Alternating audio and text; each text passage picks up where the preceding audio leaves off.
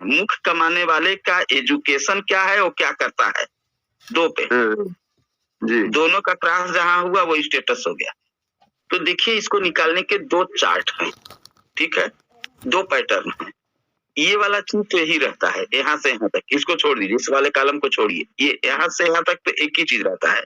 ये थोड़ा सा इन लोगों ने नया पैटर्न किया है, कुछ दिनों से हमें लग रहा है कि 10 सालों से 8 सालों से ये वाला पैटर्न चल रहा है। क्या था, यहाँ पे देखिए क्या लिखा है, इस वाले कॉलम को छोड़ दीजिए, यहाँ पे लिखा है इलिटरेट, अनपढ़, literate but no formal schooling, school up to 4 years, यानी ऐसा जिसकी कक्षा पढ़ाई कक्षा 4 तक है, स्कूल 5 to 9 यानी 5 से लेके 9 तक, high school inter, some college but not graduate, मतलब कि वो बीए का पहला या दूसरा किया हो, अब तो 2 साल का था, पहले 3 साल का जो बीए होता था, तो वो उसका बीए कंप्लीट ना हो, ग्रेजुएट पोस्ट ग्रेजुएट, और लास्ट वाला है ग्रेजुएट पोस्ट ग्रेजुएट और प्रोफेशनल। ये तो हो गया एजुकेशन का कॉलम, ये हो गया। ये तो था पुराने चार्ट में भी। यहाँ पे जो लिखा है ना, नंबर ऑफ एसेट्स वन, यानी इसका मतलब है कि हम जिसके घर में जा रहे हैं उसके घर में एसेट्स कितने हैं, TV, fridge, cooler, AC, car, इस तरह का एसेट्स, ठीक है ना।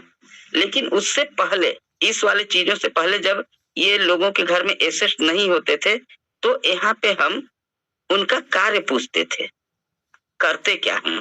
तो यहाँ 2 सवाल हम लोग पूछते थे, आपके घर के मुख्य कमाने वाले क्या करते हैं, वो यहाँ होता था। अभी जहाँ तीर चल रहा है ध्यान दीजिएगा, क्या करते हैं, ठीक है, और कितना पढ़े हैं, समझना इसे हम लोगों को। तो चलिए, सॉरी, ये जो पहला वाला कॉलम है इसमें लिखा रहता था नंबर 1 पे वर्कर, दूसरे पे स्किल्ड वर्कर, तीसरे पे पेटी ट्रेडर्स यानी जो फुटपाथ पे दुकान लगाते हैं, चौथे पे शॉप ऑनर जिनकी अपनी दुकान हो पक्की, 5वें में बिजनेसमैन, ठीक है, नॉन मतलब कि बिजनेसमैन तो है लेकिन उसके पास कोई भी नौकर नहीं है, काम करने वाले नहीं है।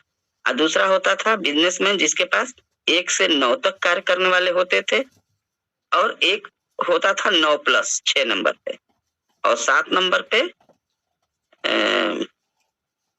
प्रोफेशनल, ठीक है, 8 नंबर पे याद नहीं आ रहा है, प्रोफेशनल 7 था उस समय, समझिएगा इन चीजों को। तो विजय बहादुर पंत, जैसे हमें आपका सोशियो इकोनॉमिक स्टेटस निकालना है, विजय बहादुर पांडे सर। जी सर। तो अब हम आपके परिवार में गए तो कोई भी व्यक्ति मिला, तो हमें देखना है कि आपका परिवार किस कैटेगरी में है, ठीक है। तो हम पूछेंगे कि आपके जो घर के मुख्य कमाने वाले हैं वो क्या करते हैं, पहला सवाल, ठीक है। अब मान लीजिए मुख्य कमाने वाले आप हैं, तो आपका बेटा हो, बहू हो, कोई हो, चाहे आप स्वयं मिल गए, तो आप बताएंगे भाई मुख्य कमाने वाले तो हम ही हैं। तो हम पूछेंगे क्या करते हैं, है ना। आपने बता दिया, कुछ भी बताइए जो आप करते हो। जैसे एग्रीकल्चर ही रख लीजिए। एग्रीकल्चर है, ठीक है ना। तो यहाँ पे जो शॉप ऑनर वाला 4 नंबर पे कैटेगरी होता था, इसको वहां माना जाता था कि आप जो है कृषि हैं, मतलब खेती वाले हैं। लेकिन आपके पास अब जमीन कितनी है, अब अगला प्रश्न होता था। अब मान लीजिए कि हाँ, अगर आपके पास मतलब 2-3 बीघा जमीन है, तो 3 नंबर में पेटी ट्रेडर यानी जो फुटपाथ पे लोग ठेला लगाते हैं या जिनकी कच्ची दुकानें हैं, आपके पास अगर मान लीजिए कि 5 एकड़ या इससे ज्यादा जमीन है, तो शॉप ऑनर में यानी एक बिजनेस में आ गए। थोड़ा सा और ज्यादा जमीन है तो उसको वहाँ एक चार्ट होता था अलग से, ठीक है। अब हम मान लेते हैं कि आपके पास 5 बीघा चाहे 5 एकड़ जमीन है, तो आप इस 4 नंबर वाले कैटेगरी में आ गए, ठीक है। अब समझिएगा, और फिर आपने पढ़ाई कितनी की, यानी आपके घर के मुख्य कमाने वाले ने पढ़ाई कितना किया है। तो अब मुख्य कमाने वाले आप हैं, मान लीजिए पूछा गया कि कितना पढ़ाई किया है, तो कुछ भी बताइए, A to Z जो भी। ग्रेजुएट। अब ग्रेजुएट, तो ग्रेजुएट वाला कहाँ पे है, ये है ग्रेजुएट, है ना। ये वाला, तो इस वाले लाइन को हम यहाँ पे ले आएंगे 4 नंबर वाले के सामने, और ये हो गया ग्रेजुएट, समझिएगा, है ना जी। तो ये, और इसमें 2 लिखा ये, जाएगा, हाँ? मतलब ग्रेजुएट का C2 लिखा जाता है। बता रहे हैं। अब ये इसका तरीका क्या है, हाँ। ये वाला लाइन यहाँ से हम लेके चलेंगे 4 नंबर को, समझिए, जी। और जहां एक क्रॉस होगा हाँ। एजुकेशन का और कार्य का, हाँ। कार्य हो गया मान लीजिए दुकान या खेती, और एजुकेशन हो गया, तो आप जो हैं रिसर्च के हिसाब से B2 में आप आ गए। अच्छा। आपका है समाज में जो सोशियो स्टेटस है वो B2 कैटेगरी का है। ठीक है जी। एक कुछ क्लियर हो रहा है? हाँ, तो एक कैटेगरी जो बनाई गई है B2 B1 या ये सब किस आधार पर कैसे बनाई गई है? वही तो बता रहे हैं, मुख्य कमाने वाले का एजुकेशन क्या है और क्या करता है, 2 पे। जी। दोनों का क्रॉस जहां हुआ वो स्टेटस हो गया। अच्छा। ठीक है ना, जैसे समाज में एक हुआ ना कि ऐसे बोलते हैं कि भाई मध्यम वर्ग, उच्च वर्ग और निम्न वर्ग, मतलब पैसे के हिसाब से, है ना? जी। तो यहाँ पे पैसा माने नहीं रखता था कि किसके पास कितना पैसा है। ठीक है, वो पढ़ा कितना है, वो करता क्या है। मान लीजिए एक आदमी अनपढ़ है, समझिएगा, ये गोला देखिएगा, अनपढ़ है, ठीक है, और वो जो है बिजनेसमैन है, उसके पास 10 से ज्यादा नौकर हैं, तो ये आ जाता था 7 नंबर वाले कैटेगरी में यहाँ पे, समझिए। अच्छा, 1 मिनट कट करने दीजिए, थोड़ा सा छोटा सा है ना, तो समझ में नहीं।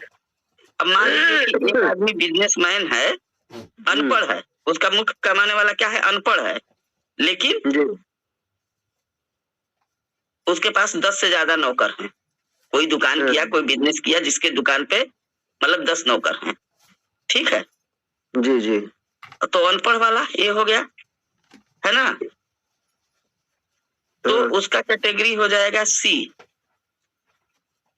अच्छा, 7वें नंबर पर, 7वें नंबर पे।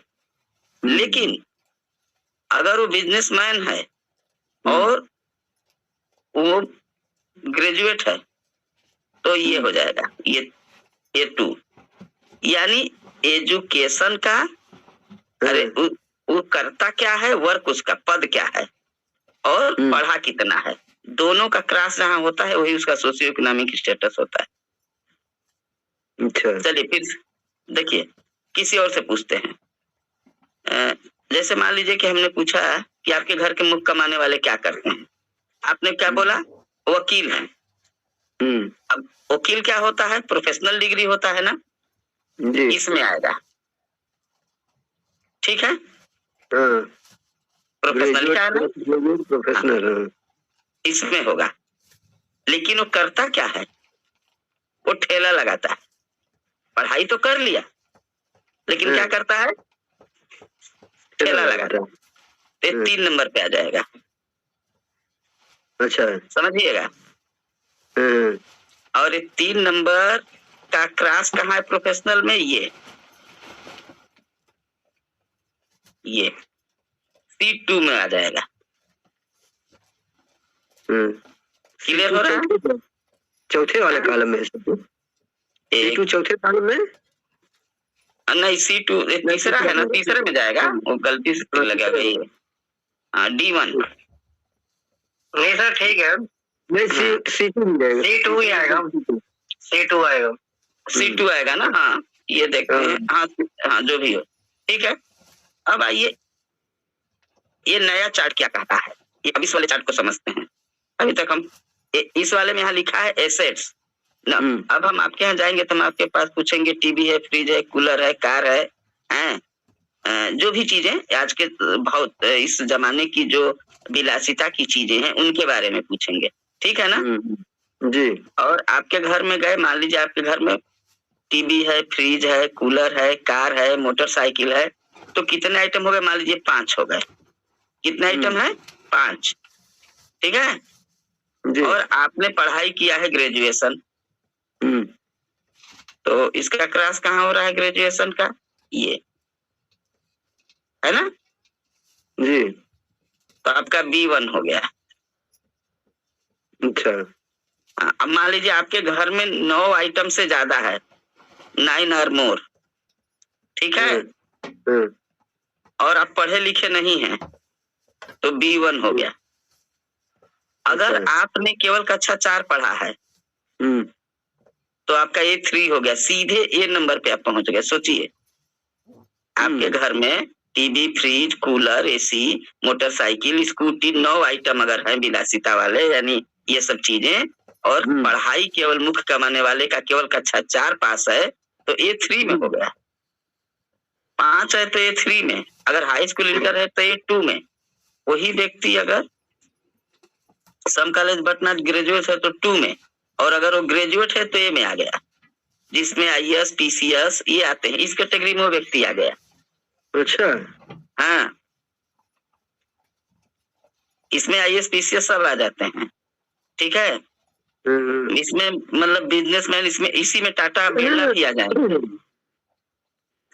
अगर हम मुकेश अंबानी से पूछे कि आपके घर में ड्यूरेबल आइटम कितने हैं तो 9 से तो ज्यादा होंगे ना। जी जी। और उनकी एजुकेशन क्या है, अगर ग्रेजुएट है तो भी A1, पोस्ट ग्रेजुएट है, प्रोफेशनल है तो भी A1, लेकिन अगर ग्रेजुएशन नहीं कंप्लीट किए हैं तो A2 में हो जाएंगे। पूरी दुनिया बस इसी में है, ठीक है।